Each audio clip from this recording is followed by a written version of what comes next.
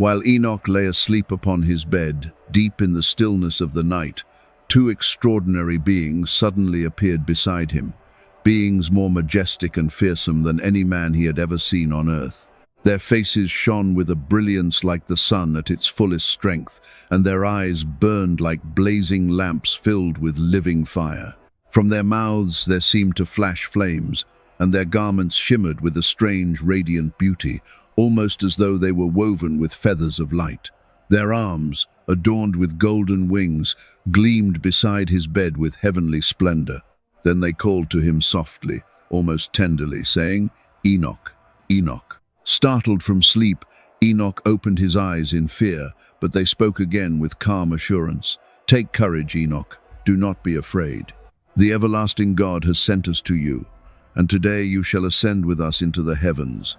Then they lifted him up and set him upon their wings, and together they rose from the earth, carried upward on the clouds. Higher and higher they ascended, far above the world below, beyond the air itself, and farther still into the realm of the ether, until at last they came to the first heaven. There the heavenly beings revealed to Enoch mysteries both human and divine, wonders hidden from the generations of men. And among the things shown to him was the dreadful moment when the angels fell. As mankind increased upon the earth and their numbers multiplied, there were born to them many beautiful daughters. And the angels, the children of heaven, looked upon these women and were overcome with desire. They said to one another, "Come, let us choose wives for ourselves from among the daughters of men, and let us father children by them." But Semyaza, their leader, hesitated and said, "I fear you will not all carry out this plan, and I alone will be left to bear the punishment of this great sin." Yet the others answered him, "Let us all swear an oath together, and bind ourselves by a solemn covenant, so that none of us will draw back." And so they all swore together, binding themselves to their rebellion with a terrible oath. In all, there were 200 of them, and in the days of Jared they descended upon the earth, coming down upon the summit of Mount Hermon. They called it Mount Hermon because there they had sworn and bound themselves by that oath.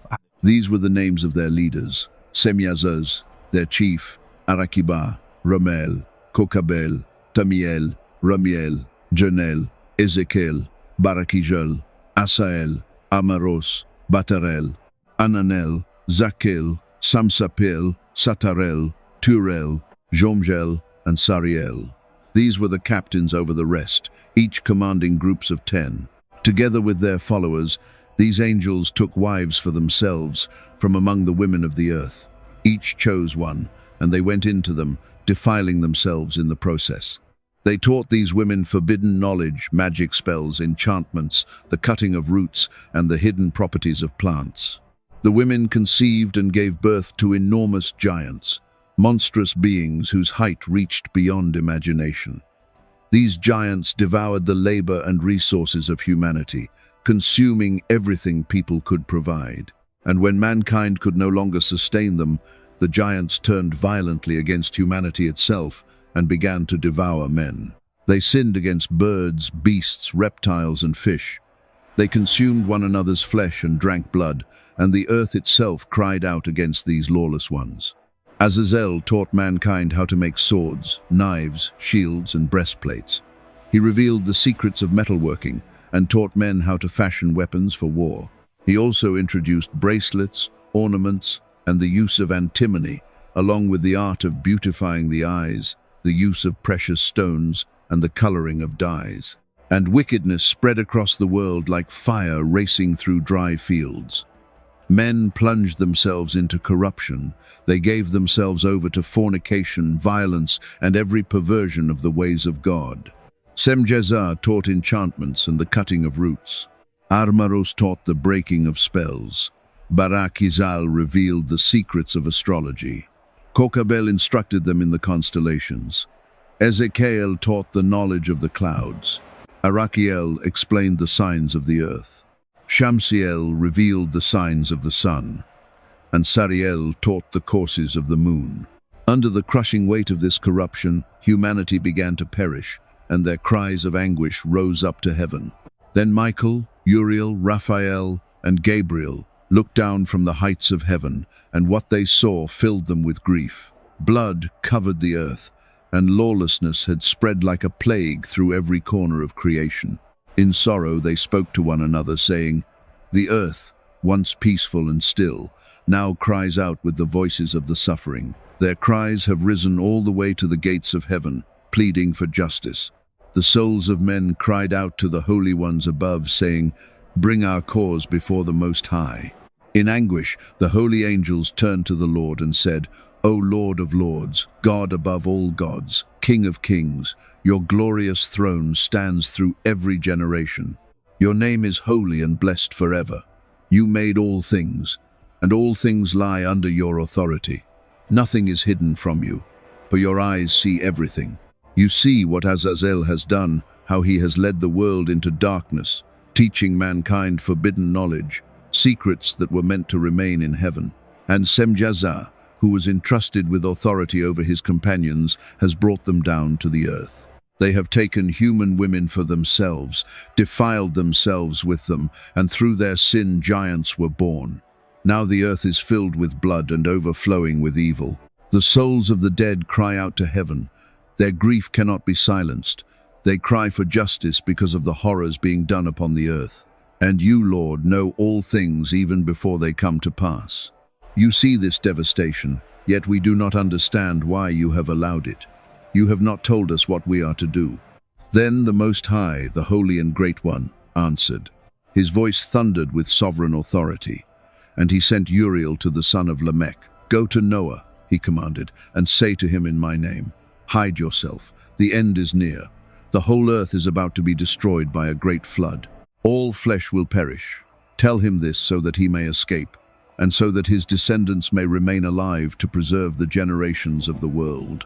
Then the Lord said to Raphael, "Go and seize Azazel, bind his hands and feet, and cast him into darkness. Throw him into the desert of Dudael, dig a deep pit for him there, and cast him inside. Cover him with rough and jagged stones. Let him remain there, buried in darkness, and let him never again behold the light. There he shall remain until the great day of judgment, when he will be cast into the eternal fire. But now heal the earth, cleanse it from the corruption the angels have brought upon it. Proclaim healing to the land, so that not all mankind may perish because of the secrets the watchers have revealed. The whole earth has been corrupted by what Azazel taught. Therefore let the weight of all sin be laid upon him." Then the Lord spoke to Gabriel, saying, "Go forth against the bastards and the reprobates, against the children born of the watchers. Set them against one another so that they may destroy each other in battle, for their days shall not be prolonged." And he said further, "As for their fathers, the watchers, let no petition they make on behalf of their sons be granted. They hoped their offspring might live long and flourish for many generations, but their hope will be crushed." Then the Lord turned to Michael and said, "Bind Semjaza and his companions, those who defiled themselves with women and corrupted themselves in all their uncleanness. When they see their sons slaughtering one another, and when they behold the destruction of those they loved, bind them fast in the valleys of the earth. There they shall remain imprisoned for 70 generations, until the day of their final judgment, until the everlasting sentence is carried out. On that day they shall be cast into the abyss of fire, into torment and eternal confinement, from which there is no escape. All who are condemned to destruction shall be bound with them forever. Destroy the spirits of the corrupt and the children of the watchers, because they have wronged mankind. Let all wickedness be wiped from the face of the earth. Let righteousness and truth take root. Let blessing flourish. Let justice and joy spring up forever." Then the Lord declared, "The righteous shall survive. They shall prosper and live long upon the earth. They shall have countless descendants. They shall live in peace from their youth to their old age, free from fear and sorrow. The earth shall be cultivated in righteousness and will overflow with blessing. Desirable trees shall cover the land. Vines shall produce abundance. Every seed sown in the ground shall yield 1,000-fold. Even a small measure of olives shall produce 10 presses of oil. Cleanse the earth from all oppression, from every evil work, from sin, from lawlessness, and from every defilement that has polluted it. Then all the children of men shall become righteous. The nations shall worship me and bless my name. The earth shall be purified from corruption, judgment, and torment. Never again will I send such devastation upon it from generation to generation forever. And again he said, in those days I will open the storehouses of blessing in heaven and pour them out upon the earth, rewarding the labor and work of mankind. Truth and peace shall walk together all the days of the world and throughout every generation of humanity. Now before these things, Enoch had been hidden away from mankind. No one knew where he had gone or what had become of him. His life had become entwined with the watchers, and he spent his days among the holy ones. And I, Enoch, blessed the Lord of majesty, the King of all ages. Then the watchers called for me Enoch, the scribe, and said, Enoch, scribe of righteousness, go and deliver this message to the watchers of heaven who abandoned their exalted and eternal dwelling, who defiled themselves with women and acted like the children of the earth. Tell them, you have brought great destruction upon the world. You shall have no peace. You shall receive no forgiveness for your sin. Though you delight in your children, you shall see them slaughtered before your eyes. You shall mourn over their destruction, but peace and mercy shall never be given to you. So I went to Azazel, and with firmness I said to him, Azazel, you shall know no peace. A severe and irrevocable sentence has gone out against you. You will be bound forever. No mercy will be shown to you. No request you make shall be granted. This is because of the wickedness you have taught men, the ungodly deeds, the lawlessness and the corruption you revealed to the world. Then I gathered all the fallen watchers together and spoke to them as one. Great fear came upon them. They trembled and were overcome with terror. In desperation, they begged me to write a petition for them, asking that I plead for their forgiveness before the Lord of heaven. They could no longer raise their eyes toward heaven in shame, nor could they speak before him, because they had already been condemned for the sins they had committed. Their guilt weighed upon them like chains. So I did as they asked. I wrote out their petition in full, recording their pleas, their requests, and the desires of their hearts, asking that mercy might be shown to them and that their days might be prolonged. Afterward I went to the waters of Dan, in the land of Dan, south and west of Mount Hermon. There, beside the waters, I read aloud the petition they had entrusted to me. I poured out their grief and their longing for mercy until weariness overcame me, and I fell asleep. And as I slept, visions came upon me with overwhelming force, visions filled with judgment. A voice spoke to me in the dream, commanding me to bring a message to the sons of heaven and to rebuke them for all they had done. When I awoke, I returned to the watchers. They were gathered together, weeping at a place called Abel-Jal, between Lebanon and Senezer, their faces covered in grief and despair. Then, with solemn authority, I recounted to them all the visions I had seen in my sleep. There, among their tears, I spoke words of righteousness, rebuking the fallen watchers for their transgression. This is the Book of Righteousness, the record of the words of rebuke spoken against the eternal watchers, according to the command of the Holy Great One, as it was shown to me in the vision. In the midst of my sleep I saw these things, and now I speak them with the tongue of a man, by the breath the Great One has given to humanity, so that we might speak, understand, and receive wisdom within our hearts. For just as he gave man the ability to understand wisdom, so he has also given me the authority to rebuke the watchers, the once holy sons of heaven. I wrote down your petition, but in the vision I was shown the truth. Your request will never be granted. Not now, not ever. Judgment has been decreed against you for all eternity. From this moment on, you shall never again ascend into heaven. You shall remain bound to the earth, imprisoned in its depths for as long as the world endures. But before that, you will see the destruction of your beloved sons. You shall find no joy in them, for they will fall by the sword before your eyes. And even if you weep, even if you pray, even if you recite every word I have written on your behalf, your plea for forgiveness for yourselves and for your children will not be heard. Then, in my vision, I was carried away by clouds that summoned me. Mist surrounded me. The stars and flashes of lightning rushed me onward, and the winds themselves lifted me and bore me upward into the heavens. As I ascended, I came near a vast wall built of crystal, encircled by tongues of living fire, and terror seized me. Yet I passed through the flames and entered a magnificent house made entirely of crystal. Its walls glittered with indescribable brilliance, and the floor beneath my feet shone like a mosaic of pure crystal. Even its foundation gleamed with the same unearthly splendor. The ceiling above me looked like the heavens themselves, like a vast night sky alive with stars, split open by flashes of lightning. And moving between those bursts of fire, I saw cherubim of flame. Above them, the heavens stretched out as clear and pure as crystal water. Fire surrounded the house on every side, and even its doors were consumed with living flame. When I stepped inside, I was overcome by something I had never known before.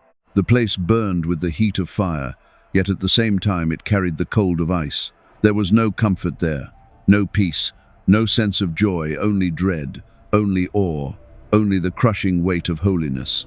Terror seized me, and my whole body began to shake. Trembling beyond my strength, I fell forward with my face to the ground. And as I lay there, bowed low in fear, I saw another house beyond the first, greater, more glorious, more terrible than anything I had yet seen. Its immense gate stood open before me, and it too was built entirely of fire. Its splendor was beyond language. Its majesty surpassed every form of beauty known to man. No words could fully contain what stood before my eyes. Its floor was like a river of fire flowing beneath it, while above it blazed the stars and the lightning. Its ceiling also burned with flames, as though heaven itself had become a throne room of judgment and glory.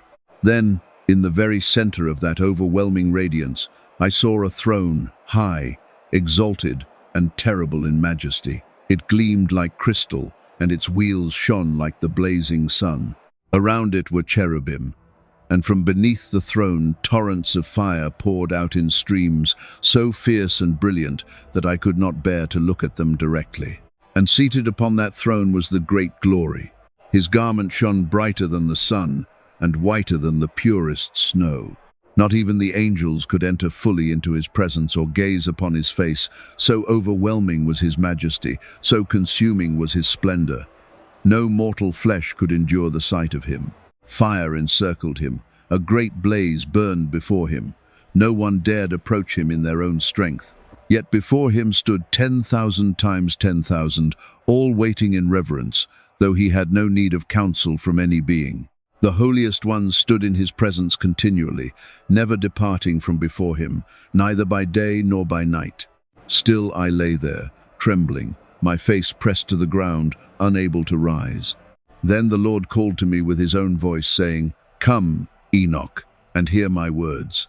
And one of the holy ones came to me. Gently he roused me, lifted me up, and led me toward the entrance. My face remained bowed low, for I dared not lift my eyes in pride before such glory. Then the Lord answered me, his voice mighty and full of unshakable power. "Do not fear, Enoch, righteous man, faithful scribe of truth. Draw near and listen to my words. Go and speak to the watchers of heaven, those who sent you to intercede for them, and say to them, you should have been the ones interceding for mankind, not mankind interceding for you. Why did you abandon the high and holy heaven, the eternal dwelling that was given to you? Why did you defile yourselves with women, lying with the daughters of men, taking wives for yourselves, and becoming like the children of earth? Why did you father giants' corrupted offspring, born out of rebellion? You were once holy, spiritual beings, living the life of heaven, untouched by death. Yet you polluted yourselves with the blood and flesh of women, and brought forth children of mortal substance. It is the sons of men who are made of flesh and blood. It is for them that wives were given, so that children might be born and the earth might be filled according to my design. But you were not made for this.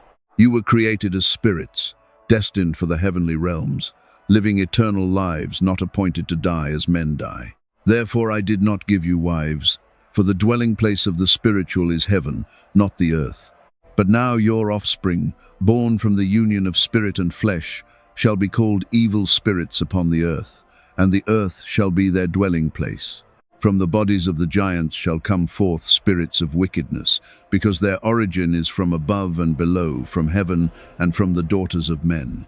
Therefore they shall be called evil spirits upon the earth. The spirits of heaven belong in heaven, but the spirits born of earth, born from corruption, shall remain upon the earth. And these spirits of the giants shall bring ruin. They shall oppress, corrupt, attack, and wage war. They shall destroy without mercy. They shall know no satisfaction. Though they do not eat, they shall hunger. Though they do not drink, they shall thirst. Their cravings will never end. In their restlessness they shall rise up against men and women alike, for they were born from both worlds and belong fully to neither.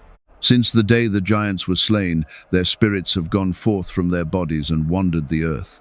They are destructive, lawless, and unrelenting.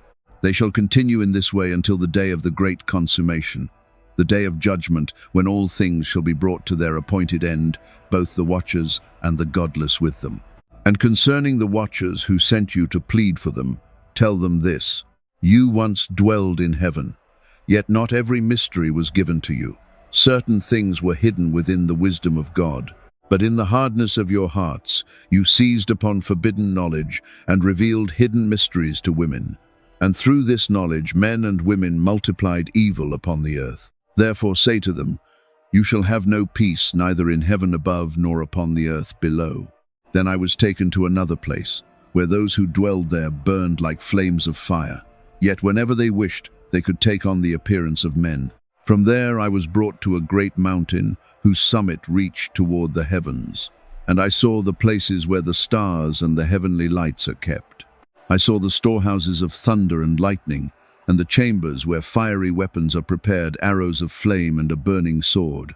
I was shown the waters of life and the fire of the west, where the sun descends at the close of each day. Then I came to a river of fire, its flames flowing like water, pouring out into the great western sea. And I saw the great rivers of the earth. I traveled into darkness, into a region so remote and terrible that no living creature could walk there. I beheld mountains overshadowed by winter's darkness, and I saw the place from which the waters of the deep emerge. I saw the mouths of all the rivers and the entrance to the unfathomable depths below. I saw the storehouses of all the winds and understood how they are arranged to govern creation and establish the strong foundations of the earth. I saw the cornerstone of the earth itself and the four winds that uphold both the earth and the heavens. I observed how the winds stretch out the vault of heaven, standing between heaven and earth like pillars that uphold the sky. I saw the winds of heaven that turn the sun and guide the stars along their appointed courses. I saw the winds upon the earth carrying clouds across the world, and I saw the pathways traveled by the angels. And at the far edge of the earth I looked up and saw the boundary of heaven above. Then I journeyed farther still, and came to a place burning day and night, where there stood 7 magnificent mountains, 3 toward the east and 3 toward the south. The mountains to the east were formed of colored stone, pearl, and jacinth. The mountains to the south were of red stone, but the central mountain towered above them all, rising like the throne of God itself, made of pure alabaster, with a summit of sapphire. Fire blazed before it, and beyond those mountains I saw the farthest end of the earth. There I beheld the completion of the heavens. And there was a deep abyss, vast, immeasurable, and dreadful, filled with pillars of heavenly fire, stretching downward and upward beyond all measure, deeper than thought and higher than sight. Beyond that abyss I saw a place with no heaven above it, and no firm earth beneath it. It was empty, forsaken, and desolate, a wasteland abandoned to judgment. There I saw 7 stars burning like enormous mountains of fire, and when I asked concerning them, the angel answered me, "This is the end of heaven and earth. This is the prison prepared for the stars and for the host of heaven. These stars, which roll in the fire, are those that transgressed the command of the Lord at the time appointed for them. They did not rise when they were commanded, and because of their disobedience, he was angered, and bound them here until the time when their guilt shall be completed, even for 10,000 years. Then Uriel said to me, Here shall stand the angels, who corrupted themselves with the daughters of men. Their spirits have taken on many forms, and through them mankind is led astray, so that men worship demons as though they were gods. Here they shall remain until the great day of judgment, when at last they will be judged and brought to their final destruction. And the women who were led astray by them shall become sirens, drawing men toward ruin and destruction. And I, Enoch, alone saw this vision, the vision of the end of all things. No other son of man shall see what I have seen. So I continued on my journey with the holy angels, and they revealed to me the hidden mysteries of the universe. They showed me the order of creation, and the heavenly guardians appointed over the children of men. And I said, these are the names of the holy angels. Uriel, who is set over the world and over the depths of Tartarus. Raphael, who is appointed over the spirits of men. Raguel, who takes vengeance upon the world of the luminaries. Michael, who is appointed over the best portion of mankind and over chaos. Sarachael, who is set over the spirits of those who sin in spirit. Gabriel, who is appointed over paradise, over the serpents and over the cherubim. Remiel, whom God has set over those who rise from the dead. Then Enoch was taken to a place where everything was chaos. It was a realm of terror and disorder beyond anything he had ever imagined. There was no heaven above, no solid earth beneath, only a dreadful emptiness, a place stripped of order, stability, and peace. It was a scene of utter ruin, a domain where horror itself seemed to dwell. There, in the midst of that chaos, Enoch saw 7 stars bound together, imprisoned in that desolate place. They burned like massive mountains of fire, blazing with a fierce and terrible brilliance. And Enoch said, for what sin have these stars been bound? Why were they cast into this place? Then Uriel, one of the holy angels who was with him, and chief among them, answered and said, Enoch, why do you ask? Why are you so eager to understand the truth? And he said, these are among the stars that transgressed the commandment of the Lord. Because of their disobedience, they are bound here until 10,000 years the full measure of their guilt has been completed. After this, Enoch was brought to another place, even more dreadful than the first. And there he saw an immense fire, raging and blazing with terrifying force. It split downward into the abyss, and within it were enormous columns of fire, stretching farther than sight could follow. Its vastness was beyond measuring. Its depth was beyond comprehension. Its terror was beyond words. And Enoch cried out, how fearful this place is, how dreadful it is to behold. Then Uriel, the holy angel, answered him and said, Enoch, why are you so afraid? And Enoch replied, because of this terrible place, and because of the anguish and torment I see in it. Then Uriel said to him, this is the prison of the angels, and here they shall be held forever. Then Enoch was taken to yet another place, and Uriel showed him a great and lofty mountain in the west, made of hard and solid rock. Inside it were 4 hollow places, deep and wide and perfectly smooth. They were dark, frightening, and dreadful to behold. Then Raphael, one of the holy angels who was with him, answered and said, these hollow places have been prepared for the spirits of the dead. Here all the souls of the children of men shall be gathered. These chambers have been made to hold them until the day of their judgment, until the appointed time when sentence is passed upon them. And Enoch saw the spirits of the dead, the souls of the children of men who had departed from the earth. Their voices rose upward, crying out to heaven and pleading for justice. Then Enoch asked Raphael, whose spirit is this, whose voice rises so bitterly and cries out so desperately? And Raphael answered, this is the spirit of Abel, whom his brother Cain murdered. His spirit continues to cry out against Cain until his seed is destroyed from the face of the earth, and his descendants are cut off from among mankind. Then Enoch asked again concerning the hollow places, saying, why are they separated from one another? And Raphael answered, these divisions have been made so that the spirits of the dead may be separated according to what they were in life. One division is for the spirits of the righteous. For them there is a bright spring of water, and they are set apart in peace. Another division has been prepared for sinners who died without receiving judgment during their earthly lives. Here their spirits are kept in great suffering until the day of final judgment, when they shall be repaid according to their deeds. There they will be punished and tormented, and they shall be bound forever. Their souls will never know peace. Another division has been made for those who cry out for vengeance, those whose lives were taken violently by the wicked, whose blood cries out for justice. And another place has been set apart for the spirits of those who were sinful and completely corrupt, men who were full of transgression and joined themselves to the company of the lawless. Their spirits shall not be slain on the day of judgment, but neither shall they rise from there. They shall remain in torment. Then Enoch blessed the Lord of glory and said, Blessed is the Lord of glory, the Lord of righteousness, who reigns forever. After this, Enoch journeyed to a place westward, at the ends of the earth, and there he beheld a blazing fire that ran without rest. It never ceased by day or by night, but continued on its course endlessly, unwearied and unbroken. Filled with wonder, Enoch asked, What is this fire that never rests? Then Raguel, one of the holy angels who accompanied him, answered and said, This is the western fire that you see. It is the fire that pursues all the lights of heaven. Then Enoch traveled onward to another place upon the earth, and there he was shown a mountain range of fire mountains that burned without ceasing, day and night.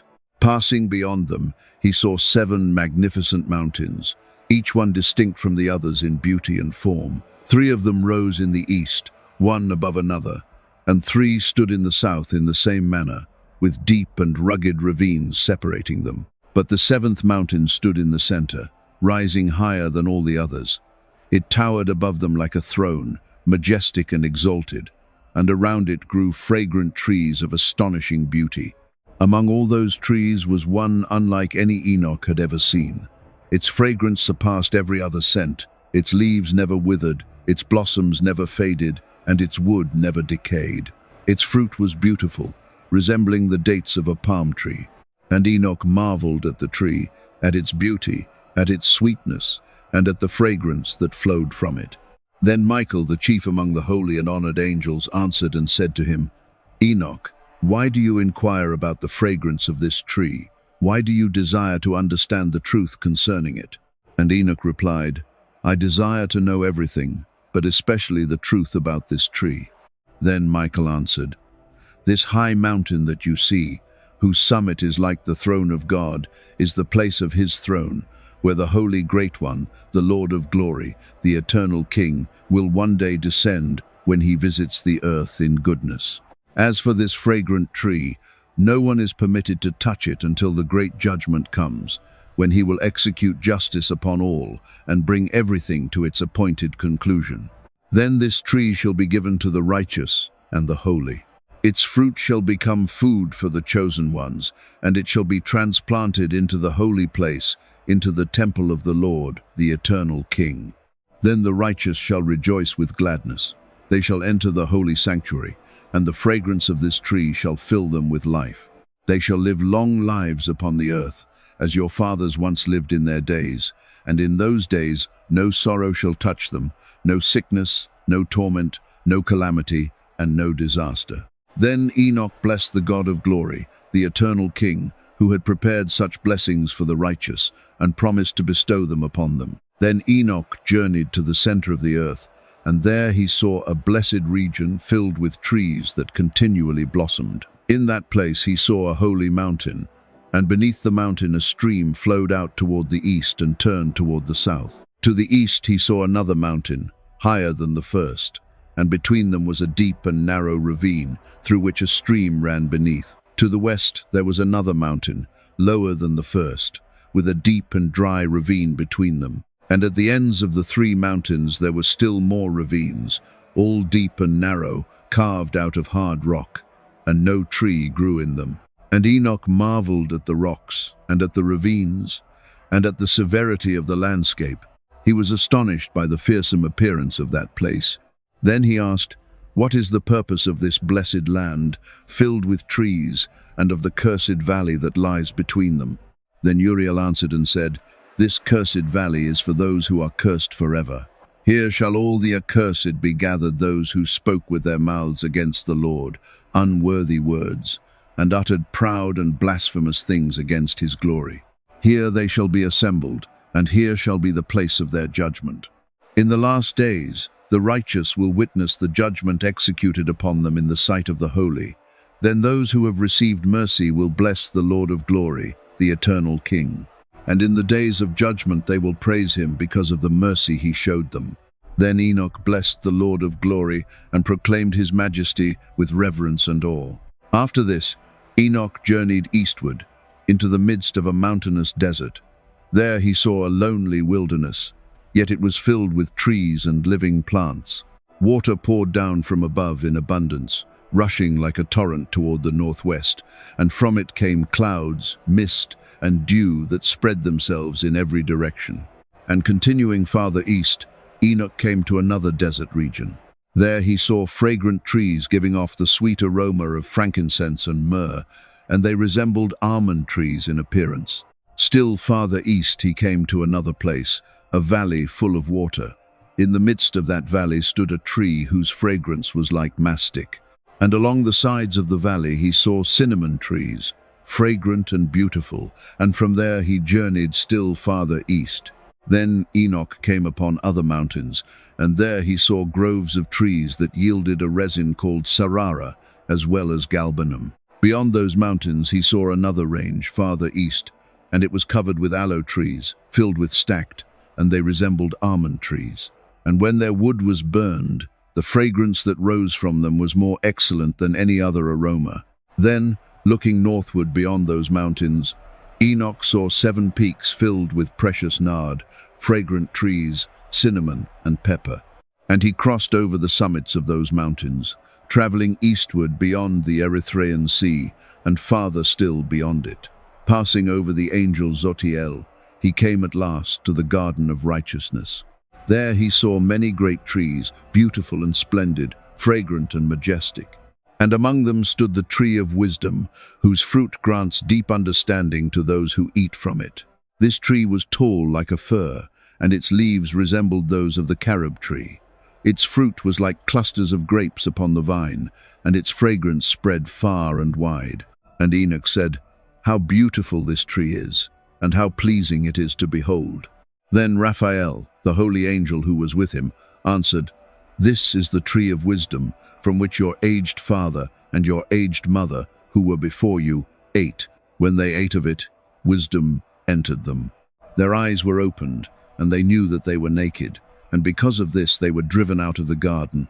Then Enoch traveled to the farthest ends of the earth, and there he saw many astonishing and mighty creatures, each different from the others in form, appearance, and nature. He also saw birds unlike one another in beauty, in shape, and in song. And to the east of these living creatures he saw the place where heaven reaches down to touch the earth, and where the gates of heaven stand open.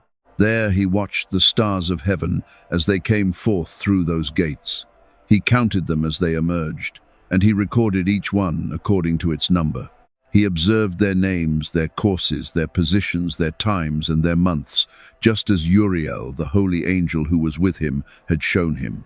Uriel revealed all these things to Enoch, and wrote them down for him the names of the stars, their laws, and the order of their companies. Then Enoch journeyed northward, to the outermost limits of the earth, and there he saw a glorious spectacle at the ends of the world. He saw 3 heavenly portals open in the sky, and from them came the northern winds, bringing cold, hail, frost, snow, dew, and rain. When the wind comes from one of those portals, it comes in gentleness and brings blessing. But when it comes from the other 2, it comes with violence and distress, bringing suffering and turmoil upon the earth. Then Enoch turned westward and came to the farthest reaches of the earth. There he saw 3 more heavenly portals, like those he had seen in the east, 3 openings, equal in number and alike in form. Then he journeyed southward to the extremities of the earth, and there too he saw 3 open portals of heaven, from which came dew, rain, and wind. And returning again toward the east, he saw the 3 eastern portals of heaven opened, and above them smaller portals. Through these smaller portals the stars of heaven move westward, traveling on their appointed paths according to the order given to them. Whenever Enoch beheld these wonders, he gave praise to the Lord of glory. He exalted him for the majesty of his creation and for the greatness of his works. He blessed the Lord for revealing his power not only to angels and spirits, but also to humanity, so that all creation might stand in awe of his mighty acts and honor the splendor of his eternal craftsmanship. And Enoch spoke these words of blessing for the sake of the elect and the righteous, those who would endure through the trials of the last days, when the wicked and the godless would be swept away from the earth. He saw a vision of the Holy One in the heavens, revealed to him by the angels. From them he heard, and through them he understood all that had been shown to him. Yet this revelation was not meant for his own generation alone. It was given for a distant people, for an age still to come. And concerning the elect, Enoch prophesied, saying, "The Holy and Great One shall come forth from his dwelling, and the eternal God shall tread upon the earth, even upon Mount Sinai. He shall appear from his holy encampment, and reveal the power of his might from the heights of heaven. Then all shall be seized with fear. The watchers shall tremble, and great dread shall take hold of the ends of the earth. The lofty mountains shall be shaken, and the high hills shall be laid low. They shall melt like wax before the fire. The earth shall be torn apart, and all who dwell upon it shall perish. Judgment shall come upon all flesh, but for the righteous there shall be peace. For the elect there shall be protection. Upon them he shall bestow mercy. They shall belong to God. They shall prosper. They shall be blessed. He will help them, and his light shall shine upon them. He will establish peace with them. Behold, he comes with 10,000s of his holy ones, to execute judgment upon all, to destroy the ungodly, and to convict all flesh, for every wicked deed they have done, and for every harsh and defiant word spoken against him by sinful men." Then Enoch declared, "Look upon the heavens, observe all that takes place there. See how the heavenly lights do not alter their courses, how each luminary rises and sets in its appointed season, never straying from the command given to it. Look also upon the earth and consider all that is done upon it from beginning to end. See how the works of God remain constant. Nothing is altered. His creation stands as witness before you.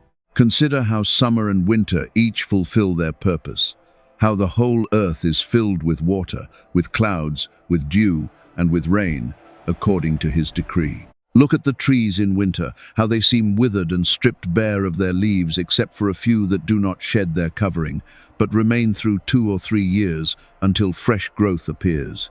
Then consider summer, when the sun stands high above the earth and burns with fierce heat. Men flee for shade from its burning rays, and the ground becomes so hot that it cannot easily be walked upon.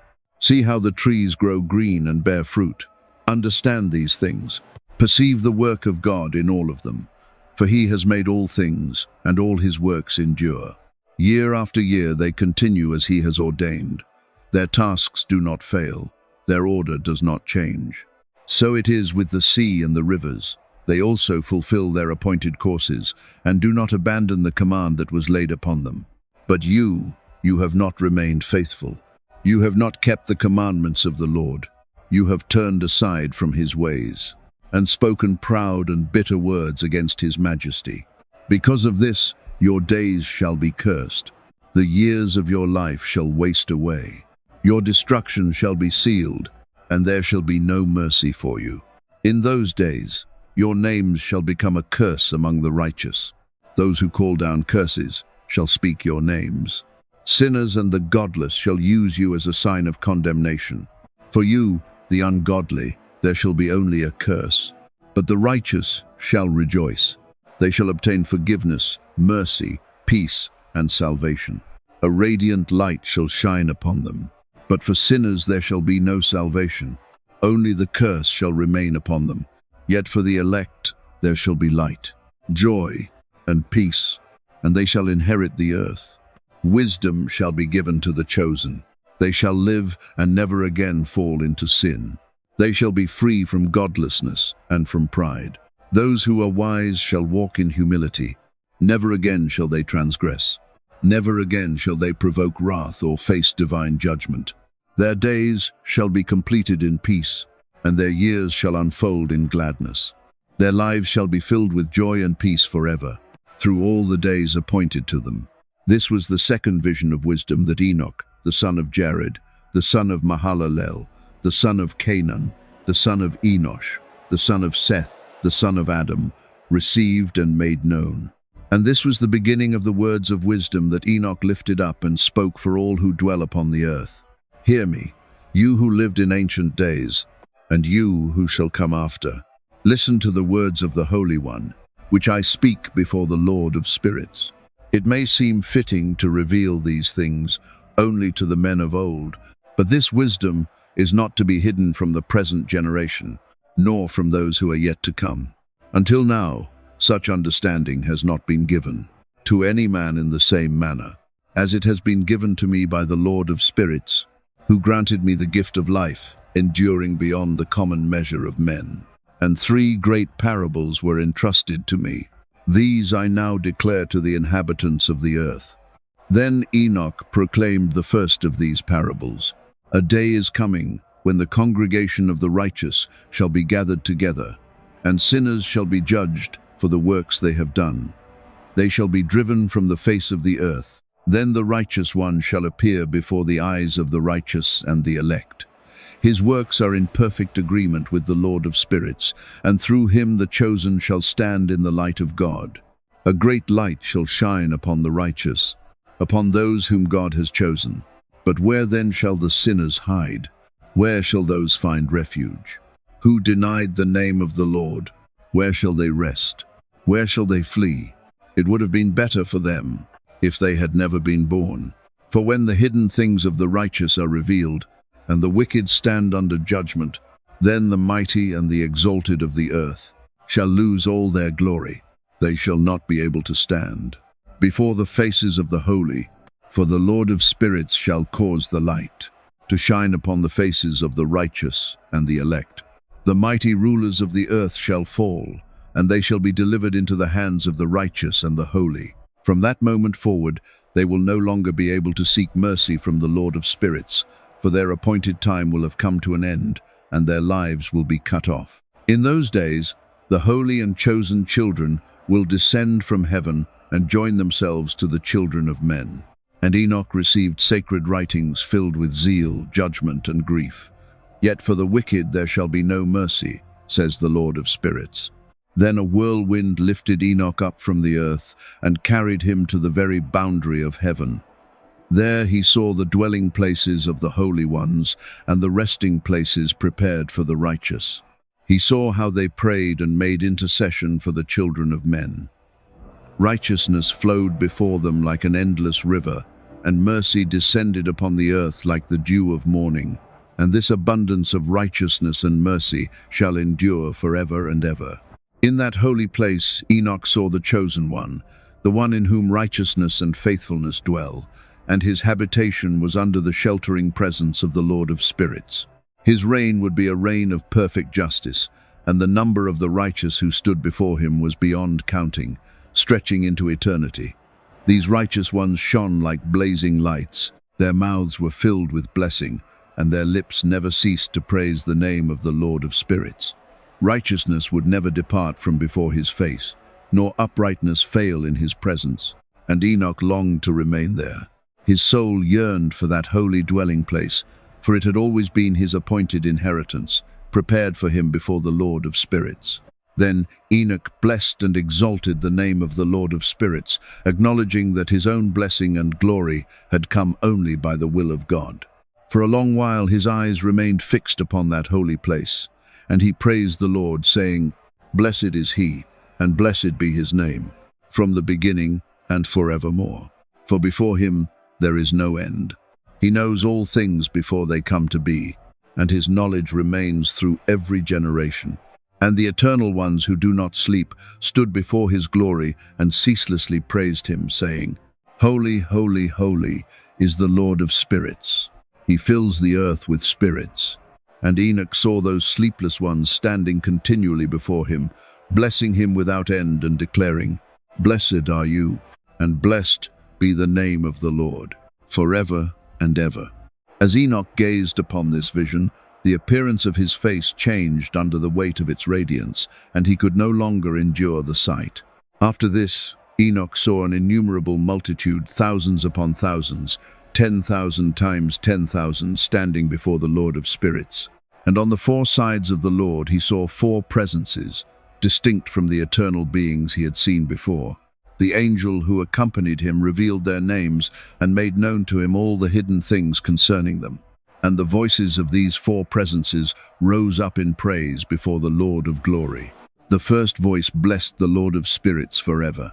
The second voice blessed the chosen one, and all the chosen who depend upon the Lord of spirits. The third voice interceded for those who dwell on the earth, praying in the name of the Lord of spirits. And the fourth voice stood against the Satans, restraining them and not permitting them to bring accusation against the children of men before the Lord of spirits. Then Enoch asked the angel of peace, the one who had shown him all these mysteries, saying, "Who are these four presences whose voices I have heard and whose words I have written down?" And the angel answered him, "The first is Michael, the merciful and long-suffering one. The second is Raphael, who has authority over every sickness and every wound among the children of men. The third is Gabriel, who is set over all powers. And the fourth is Phanuel, who is appointed over repentance and the hope of those who shall inherit eternal life. These," the angel said, "are the four angels of the Lord of spirits, and these are the four voices you heard in those days." Then Enoch saw all the hidden things of heaven, how the kingdom is ordered, how all things are arranged, and how the deeds of men are weighed. He saw the dwelling places of the elect and the abodes of the holy, and he saw the sinners being driven out from among them, cast away from those sacred places because they had denied the name of the Lord of spirits. They were dragged off and could not remain, for the punishment that went out from the Lord of spirits rested upon them. Enoch also saw the mysteries of lightning and thunder, and the divisions of the winds as they are distributed over the earth. He was shown the secrets of the clouds and the dew where they arise, and how they water the dry ground. He saw the storehouses where the winds are divided, and the chambers of hail, mist, and clouds, which have hovered over the earth since the foundation of the world. He beheld the chambers of the sun and the moon, and he observed their appointed paths and their glorious return. He saw how one differs from the other in splendor, and how majestic their courses are. They do not depart from the path assigned to them. They do not add to it or take away from it. They keep faith with the oath laid upon them, and remain steadfast in the order appointed for them. And the sun goes forth upon its path according to the command of the Lord of spirits, whose name is mighty forever and ever.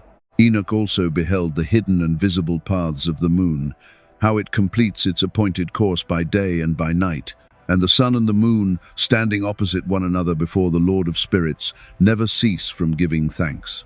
Their continual movement is itself an act of praise, a testimony to their unending obedience and thanksgiving. The sun brings either blessing or judgment, while the course of the moon brings light to the righteous and darkness to sinners, according to the decree of the Lord, who separated the light from the darkness. He is the one who divides the spirits of men, strengthens the spirits of the righteous, and judges all things in perfect righteousness. No angel, no power, no force in heaven or earth can hinder his order, for all alike stand judged before him. Wisdom once went forth seeking a dwelling place. She searched for a home among the children of men, but found no place worthy of her. So wisdom returned again to heaven, and took her seat among the angels. But unrighteousness came forth from her chambers as well.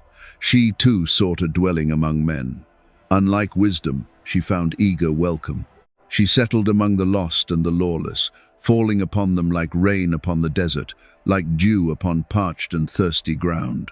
Then Enoch saw another awe-inspiring wonder. Countless flashes of lightning and the stars of heaven, each summoned by name, each answering the command of the Lord of spirits. He saw how they were weighed in a just balance according to their light, how their distances were measured, their appearances ordered, and their revolutions carefully appointed. Their courses moved in harmony with the number of the angels, displaying perfect obedience and divine order. And Enoch asked the angel who was with him, "What are these things?" And the angel answered, "The Lord of spirits has shown you their symbolic meaning. These are the names of the holy ones who dwell upon the earth and remain steadfast in faith before the Lord of spirits forever.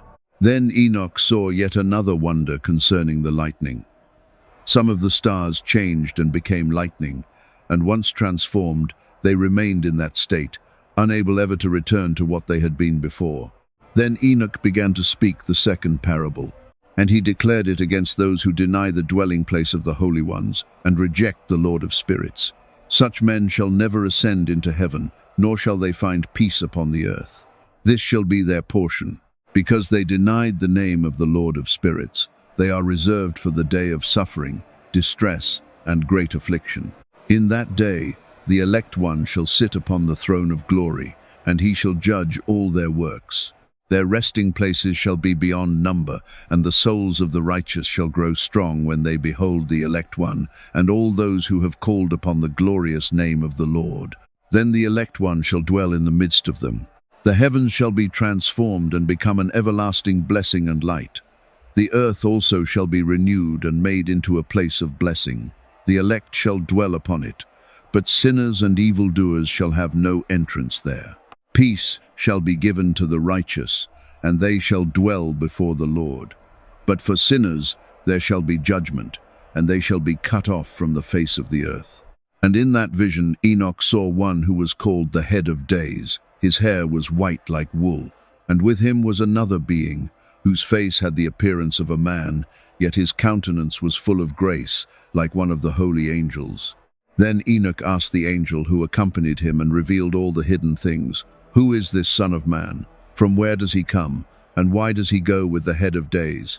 And the angel answered and said to him, "This is the Son of Man, the one to whom righteousness belongs, with whom righteousness dwells. He reveals all the hidden treasures, for the Lord of spirits has chosen him, and his portion before the Lord of spirits surpasses all forever in uprightness. This Son of Man will raise up the kings and the mighty from their seats and cast them down. He will loosen the reins of the strong and break the teeth of sinners. He will overthrow kings from their thrones and from their kingdoms, because they do not exalt or praise him, nor do they humbly acknowledge from where their authority was given to them. He will put down the faces of the mighty, and shame shall cover them. Darkness shall be their dwelling, and worms shall be their bed. They shall have no hope of rising from that place, because they did not honor the name of the Lord of spirits. These are the ones who judge the stars of heaven, who raise their hands against the Most High, who tread upon the earth and dwell upon it in pride and violence. All their deeds reveal unrighteousness. Their power rests in their wealth. Their faith rests in the gods they have made with their own hands, and they deny the name of the Lord of spirits. They persecute the houses of his congregations and the faithful who cling to the name of the Lord of spirits. And in those days, the prayer of the righteous and the blood of the innocent that had been poured out upon the earth rose up before the Lord of spirits. The holy ones who dwell in heaven lifted up one united voice of supplication, prayer, praise, and thanksgiving. They pleaded that the prayer of the righteous might not be in vain before the Lord of spirits, and that the blood of the righteous might not be forgotten before him. They cried out for justice, that judgment might be carried out, and that the righteous might not be delivered over forever into the hands of the wicked. Then Enoch saw the Head of Days take his seat upon the throne of his glory. And the books of the living were opened before him. All the hosts of heaven stood before him, and all his counselors were in his presence. And the hearts of the holy were filled with joy, because the number of the righteous had been completed, because the prayer of the righteous had been heard, and because the blood of the righteous had been remembered before the Lord of spirits. Then in that place Enoch saw an inexhaustible fountain of righteousness, and around it were many fountains of wisdom. All who were thirsty drank from them and were filled with wisdom, and they dwelt among the righteous, the holy, and the elect. And in that hour the Son of Man was named in the presence of the Lord of spirits, and his name was spoken before the Head of Days. Before the sun and the signs were created, before the stars of heaven were made, his name had already been named. Before the Lord of spirits. He shall be a staff to the righteous, that they may lean on him and not fall. He shall be the light of the nations, and the hope of those whose hearts are troubled. All who dwell upon the earth shall fall down and worship before him. They shall bless and glorify, and sing praise to the name of the Lord of spirits. For this reason he was chosen and hidden before him, before the world was created, and he shall be before him forever. And the wisdom of the Lord of spirits has revealed him to the holy and the righteous, for he has preserved the portion of the righteous. For they hated and despised this world of unrighteousness and all its works and ways, for in his name they are saved, and according to his good pleasure their life has been preserved. In those days the kings of the earth and the mighty who possess the land shall be humbled because of the works of their hands. On the day of their anguish and distress they will not be able to save themselves. And I will deliver them into the hands of my chosen ones like straw before fire, and like lead sinking in water. So shall they sink before the face of the righteous, and no trace of them shall be found any more. On the day of their trouble, rest shall come upon the earth. Before him they shall fall, and not rise again. There shall be no one to take them with his hand and raise them up, for they denied the Lord of spirits and his anointed. Blessed be the name of the Lord of spirits. For wisdom will be poured out like water, and glory will never fail before him, forever and ever. He is mighty in all the secrets of righteousness, and unrighteousness shall vanish like a shadow, having no substance or endurance. For the elect one stands before the Lord of spirits forever, and his glory endures through all generations, and his power through every age. In him dwells the spirit of wisdom, the spirit of understanding, the spirit of insight and strength, and the spirit of those who have fallen asleep in righteousness. He will judge the hidden things, and no false word shall be spoken before him, for he is the elect one before the Lord of spirits, chosen according to his will. And in those days a change shall come upon the holy and the elect. The light of days shall rest upon them, and glory and honor shall be turned toward the righteous. On the day when evil has been stored up against sinners, the righteous shall prevail in the name of the Lord of spirits. And others, seeing this, shall understand and repent. They shall abandon the works of their hands. Though they shall have no honor before the Lord of spirits, yet through his name they shall be saved. For the Lord of spirits will have compassion on them, for his mercy is great, and he is righteous in his judgment. Before his glory, unrighteousness shall not stand. The unrepentant shall perish before him. And from that time forward, says the Lord of spirits, I will no longer show mercy to them. And in those days the earth shall give back what has been entrusted to it. Sheol also shall return what it has received, and destruction shall give back what it owes. And he shall choose the righteous and the holy from among them, for the day has drawn near when they shall be saved. And in those days the elect one shall sit upon his throne, and all the secrets of wisdom and counsel shall flow from his mouth. For the Lord of spirits has given them to him, and glorified him. And in those days the mountains shall leap like rams, and the hills shall skip like lambs, satisfied with milk. And the faces of all the angels in heaven shall shine with joy. The earth shall rejoice, the righteous shall dwell upon it, and the elect shall walk freely upon it. After these things, in the place where the visions of hidden mysteries had been shown to me, after I had been carried away in a whirlwind toward the west, there were revealed to me the secret treasures of heaven, a mountain of iron, a mountain of copper, a mountain of silver, a mountain of gold, a mountain of soft metal, and a mountain of lead. Then I asked the angel who was with me, What are these things which I have seen in secret?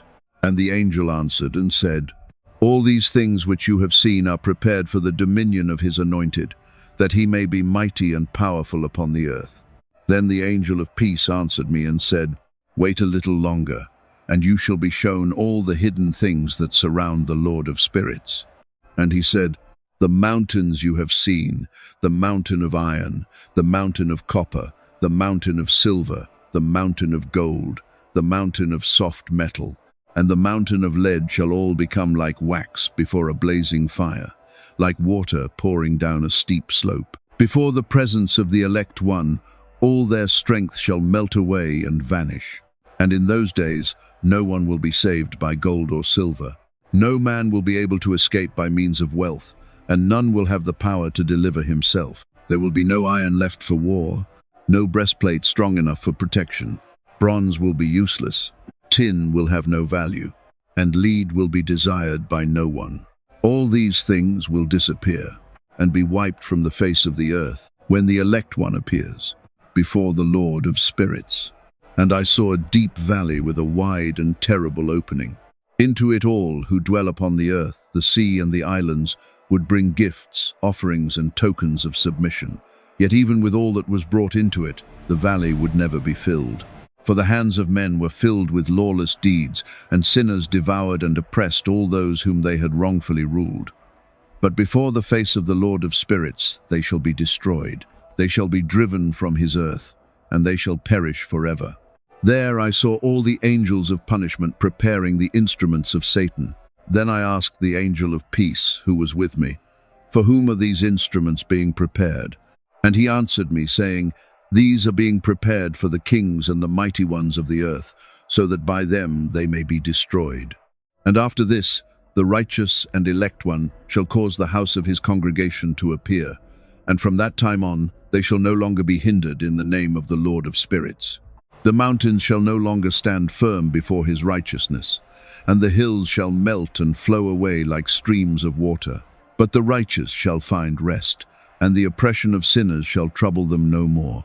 Then I looked and turned to another region of the earth, and I saw a vast valley burning with fire. And they brought the kings and the mighty, and cast them into that deep valley of flame. Then my eyes saw how great chains of iron were being forged for them, chains of immeasurable weight. And I asked the angel of peace who was with me, "For whom are these chains being prepared?" And he said to me, "These are being made for the hosts of Azazel, to bind them and cast them into the abyss of complete condemnation. Their jaws shall be covered with rough stones, just as the Lord of spirits has commanded. And in that great day, Michael, Gabriel, Raphael, and Phanuel shall seize them and cast them into the burning furnace, that the Lord of spirits may take vengeance upon them for their unrighteousness, because they became servants of Satan and led astray those who dwell upon the earth. And in those days the punishment of the Lord of spirits shall go forth, and all the storehouses of the waters above the heavens shall be opened, along with the fountains beneath the earth. And the waters above the heavens shall join with the waters beneath the earth, the waters above, which are masculine, and the waters below, which are feminine. And together they shall bring destruction upon all who dwell on the earth, and upon those who live at the farthest ends of heaven. Then they will understand the evil they committed upon the earth, and by these waters they shall perish. And after this, the head of days repented and said, "In vain have I destroyed all who dwell upon the earth." And he swore by his great name, saying, "From this day forward I will not do so again to all who dwell upon the earth. I will place a sign in the heavens, and it shall stand as a pledge of faithfulness between me and them forever, as long as heaven remains above the earth. This is my decree. Yet when the time comes, and I choose to seize them by the hand of the angels on the day of tribulation and anguish, then my chastisement and my wrath shall rest upon them, says the Lord of spirits." And he said, "You mighty kings who dwell upon the earth, you shall see my elect one seated upon the throne of glory, judging Azazel and all his companions and all his hosts in the name of the Lord of spirits." Then I saw the hosts of the angels of punishment going forth with scourges and chains of iron and bronze. And I asked the angel of peace, "To whom are those who carry the scourges going?" And he answered me, "They are going to their chosen and beloved ones, so that they may cast them into the abyss of the valley. And then that valley shall be filled with their chosen and beloved, and the days of their misleading shall come to an end. The span of their wandering shall be finished forever. And in those days the angels shall return and hurl themselves toward the east, against the Parthians and the Medes. They shall stir up the kings, and a spirit of unrest shall enter them. They shall be roused from their thrones, and they shall come forth like lions from their dens, like hungry wolves among their flocks. They shall go up and trample the land of his elect. But the city of the righteous shall stand as an obstacle before them. It shall hinder their advance, and confusion shall overtake them. They shall turn against one another in battle, and their right hands shall be lifted against their own companions. A man shall no longer recognize his brother, nor a son his father or his mother. And slaughter shall multiply upon the earth until their dead are beyond counting. And the punishment decreed against them shall not be in vain. And in those days Sheol shall open its mouth, and they shall be swallowed up in it. Their destruction shall be complete. Sheol shall devour the sinners in the sight of the elect. And after this I saw another host of chariots, with men riding upon them. They came upon the winds from the east, from the west, and from the south, and the noise of their chariots was thunderous. When that sound was heard, the holy ones in heaven took notice, and the pillars of the earth were shaken from their place.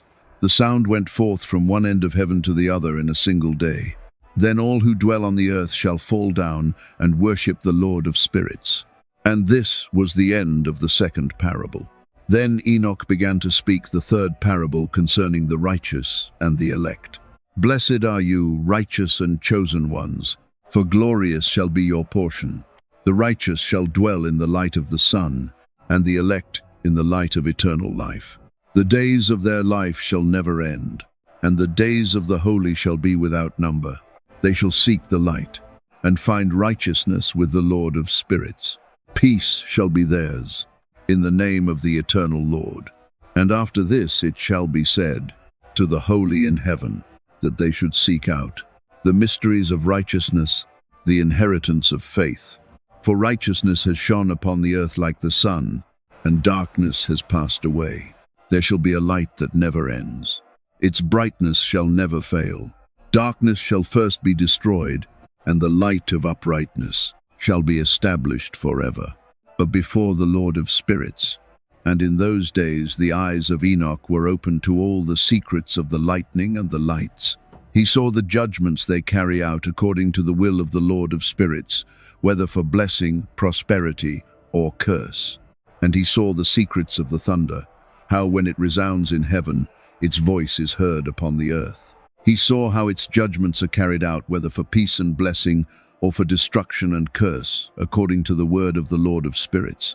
And after this, all the mysteries of the lights and the lightnings were shown to Enoch. He saw how they shine forth for blessing and for fullness. And in the 500th year, in the 7th month, on the 14th day of the month, in the life of Enoch, there was a mighty upheaval. The heavens shook violently, and the hosts of the Most High were stirred. The angels, thousands upon thousands, and 10,000 times 10,000, were seized with trembling and agitation. Then the head of days took his seat upon the throne of his glory, and the angels and the righteous stood around him. And great trembling came upon Enoch. Fear overwhelmed him. His strength failed, and he fell upon his face. Then Michael sent another angel from among the holy ones, and he raised me up. And when I was lifted up, my spirit returned to me. For I had not been able to endure the sight of that multitude of heaven, nor the shaking and commotion that had seized the heavens. Then Michael said to me, "Why are you so troubled by this vision? Until this day, the Lord has shown mercy to those who dwell upon the earth.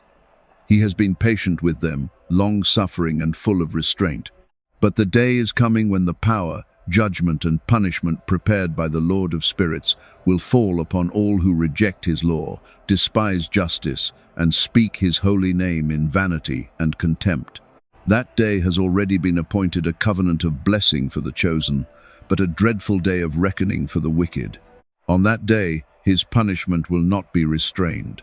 The judgment will descend with such force that mothers will perish with their children and fathers with their sons.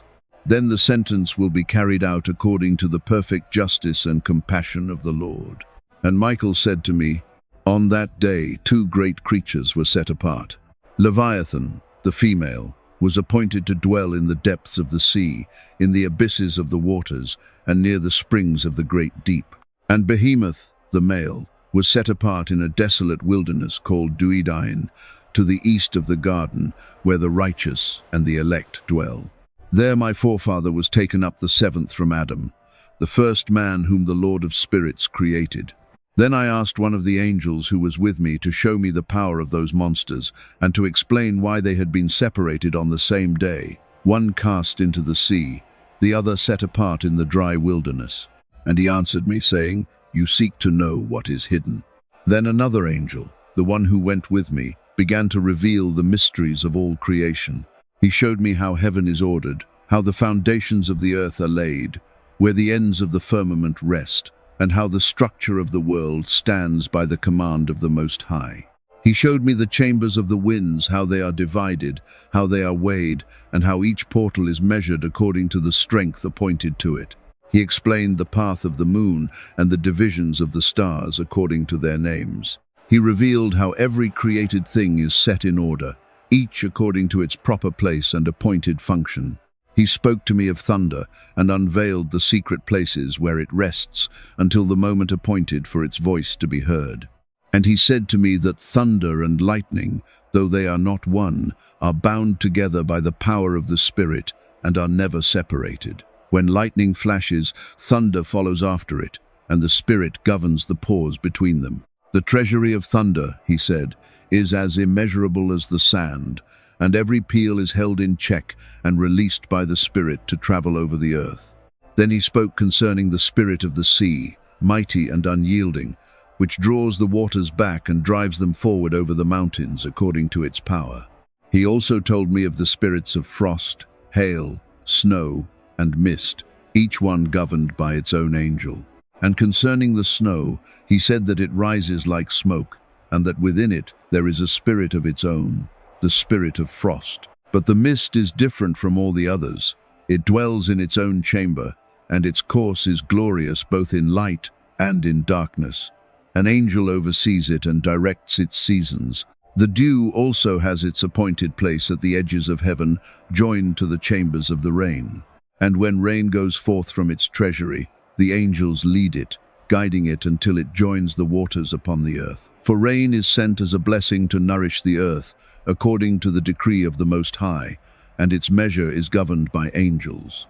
And while I was beholding all these wonders, the angel of peace who went with me said, "These two great monsters, Leviathan and Behemoth, were prepared according to the greatness of God. And in those days I saw angels receiving long cords, and they took these cords in their hands and flew away toward the north. Then I asked the angel who was with me, 'Why have they taken those cords and gone away?' And he answered, 'They have gone to measure.' Then he said to me, 'These measures are to measure the righteousness of the elect and strengthen the faith of the righteous, so that they may hold fast forever to the name of the Lord of spirits. And the righteous shall dwell together with one another, and these measures shall reveal all hidden things, those who have been swallowed by the earth, those who were lost in the desert, those devoured by wild beasts, and those consumed by the fish of the sea. All of them shall return and stand before the elect one, for none shall perish before the Lord of spirits, and none can be destroyed forever in his sight.' Then all heaven received a command, and with one voice they blessed the Holy One. Their praise was full of wisdom, their words were living words, and with fire-like brilliance they glorified the Lord of spirits.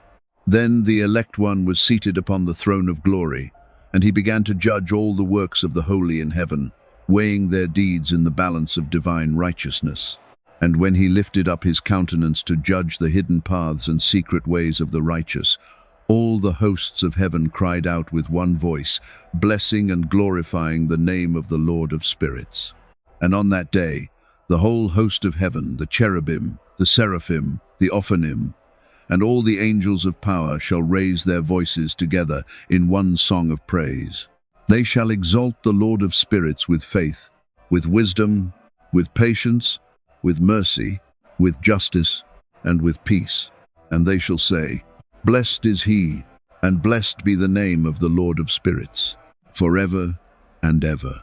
And all the heavenly beings who do not sleep shall bless him. The holy ones in the garden of life shall bless him. Every spirit of light shall bless him. And all flesh upon the earth shall glorify and magnify his holy name beyond measure. For the mercy of the Lord of spirits is great, and his patience endures without end. And all his works, and all that he has created, shall be revealed in his name to the righteous and the elect. Then the Lord commanded the kings, the mighty, and the exalted ones of the earth, saying, Open your eyes and lift up your strength, if you are able to recognize my elect one. And the Lord of spirits placed the elect one upon the throne of glory. and righteousness poured forth from his presence like a mighty river. The word of his mouth was enough to destroy sinners, and all the unrighteous were consumed and vanished from before his face. And in that day the kings, the mighty, and all who possess the earth shall stand in terror. They shall look upon him seated on the throne of his glory, where righteousness is judged, and where no lie can ever be spoken before him. And suddenly anguish shall seize them, like the pain of a woman in labor when she struggles to bring forth her child. Pain will take hold of them without relief. They shall look at one another, and fear will fill their faces. Their hearts shall melt within them, when they behold the Son of Man, sitting upon the throne of glory. Then the kings, the mighty, and all who possess the earth shall acknowledge him, the one who had been hidden from them, yet who had ruled over all from the beginning. They shall bless him, glorify him, and praise the one who was concealed, the one preserved by the Most High, and revealed only to the elect. And in that hour the chosen and the holy shall be gathered before him, and shall stand firm in his presence. Then the kings and the mighty, who once exalted themselves in pride, shall fall upon their faces and worship. They shall beg for mercy from the Son of Man. They shall place their hope in him and plead for compassion. But the Lord of spirits will drive them away from his presence. Shame shall cover their faces, and darkness shall deepen around them. And he shall hand them over to the angels of punishment, that vengeance may be executed upon them for all the oppression they committed against his chosen ones. And this shall become a spectacle of triumph for the righteous and the elect. They shall rejoice, because the wrath of the Lord of spirits rests upon the oppressors, and his sword shall be drunk with their blood. But on that day the righteous and the elect shall be saved. Never again shall they see the faces of sinners and the unjust, and the Lord of spirits shall dwell over them, and they shall dwell with the Son of Man forever. They shall eat and lie down and rise up in peace, world without end. And the righteous and the elect shall rise from the earth, their faces no longer cast down, their hearts no longer burdened by sorrow. They shall be clothed with garments of glory, garments of life from the Lord of spirits. These garments shall never wear out, their glory shall never fade. And before the Lord of spirits, their splendor shall endure forever. And in those days the mighty and the kings who once ruled the earth shall beg and plead for mercy. When they are handed over to the angels of punishment, they will cry out for a little relief, a little delay, a little mercy. They will long to fall down and worship before the Lord of spirits. They will confess their sins before him. They will praise him and glorify him, saying, "Blessed is the Lord of spirits, the Lord of kings, the Lord of the mighty, the Lord of the rich, the Lord of glory, the Lord of wisdom. His dominion is hidden and glorious, stretching from generation to generation. His glory is everlasting, and his righteousness cannot be measured." Then they shall say in their sorrow, "If only we had rest, so that we might glorify him, give thanks to him, and confess our faith before his glory. But now we seek rest and cannot find it. We pursue it, but it escapes our grasp. Light has departed from us, and everlasting darkness has become our dwelling. For we did not believe in him. We did not glorify the name of the Lord of spirits. Instead, we trusted in our own kingdoms, in our wealth, and in our own glory. And now, in the day of our distress and tribulation, he does not save us. We find no place for repentance, no peace for our confession, for his judgments are true and righteous, and show no favoritism. Then they shall understand the vanity of their lives and say, "Our lives were full of unrighteous gain, yet even all our wealth could not save us from being led down into the burden of Sheol. And shame shall cover their faces, and darkness shall be their garment, as they are cast away from before the face of the Son of Man. And his sword shall remain before them, driving them away, and they shall never return. Thus says the Lord of spirits concerning the mighty, the kings, the exalted, and all who ruled upon the earth. Their judgment is fixed, and their fate is sealed before him. And in that place I saw other mysterious forms hidden from sight. Then I heard the voice of an angel saying, These are the angels who descended to the earth and revealed hidden things to the children of men, leading them into sin.